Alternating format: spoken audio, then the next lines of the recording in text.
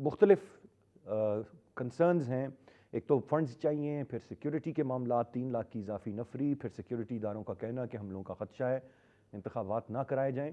Supreme court ने फैसला दे दिया है, तारीख आ गई है, तो डिले नहीं होगा, लेकिन फिर भी बड़े स्ट्रॉन्ग चांसेस हमें नज़र आ रहे हैं डिले के भी और चीज़ों के वक्त पर ना होने के भी।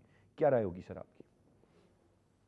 देखिए, फैसलों पे अमल दरामद करवाएगी और फैसलों पे अमल दरामद ना करने का मतलब होता है आइन की खिलाफ वर्जी। तो आइन की खिलाफ वर्जी ये कोई पहली तो नहीं होगी पाकिस्तान में।